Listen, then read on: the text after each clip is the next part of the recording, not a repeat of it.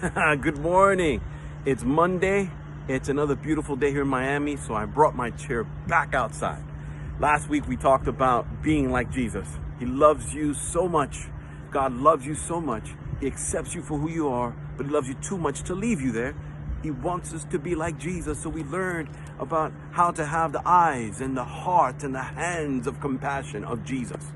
But this week, I want us to look at the love of God. Did you know that we were born to love and to be loved? You know we were designed for love.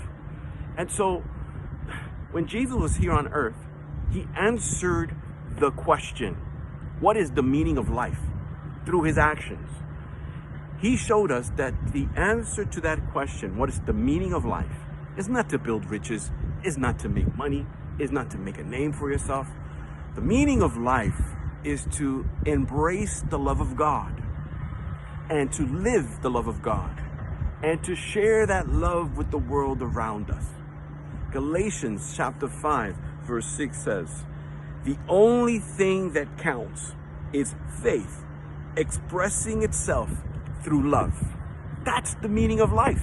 And so if we're going to talk about the love of God, we need to start there. What is the love of God? And so in Luke chapter 15, Jesus tells a story which we will unpack all week. It's the story of the prodigal son. And Jesus started the story by saying a father had two sons. And the younger son said to his dad, Dad, I am done living here. I'm paraphrasing. I'm done. And I want you to give me what belongs to me. And he was talking about his inheritance. And see, Jesus continues the story. And the way the story was normally told was that the father would beat him and kick him out the house, just like my dad would if I was disrespectful like that. But Jesus turned the story, and everyone was shocked to hear that the father divided the inheritance among the two sons. Keep that in your back pocket because we're going to talk about that later this week. But here's what I want you to take away this morning about the love of God. The love of God is a commitment that he has with us. He has a commitment. Love is a commitment. It's not a feeling. Yes, you have emotions, but it's not based on feelings. It's a decision. For God so loved the world that he gave his only begotten son, that whosoever believes in him may not perish, but have everlasting life. And so the father has a commitment to his children. And so the son wanted to leave. Here you go. I give you what you want. Just like God did with Adam and Eve. He told them in the garden, hey, you're free to eat of every tree except one, the tree of knowledge of good and evil. And as we know, Adam and Eve chose to disobey. But here's what God did.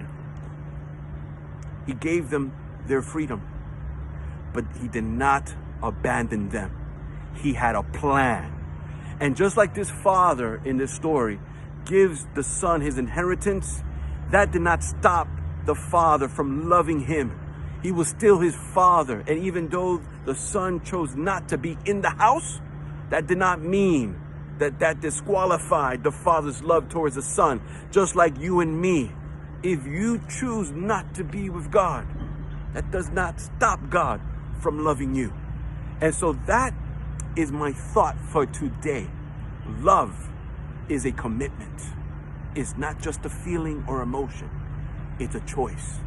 And God chose to love us, to give us free will, just like that father chose to give his son what he wanted. You want to leave? Go. But I still love you.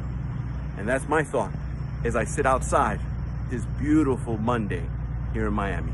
See you tomorrow.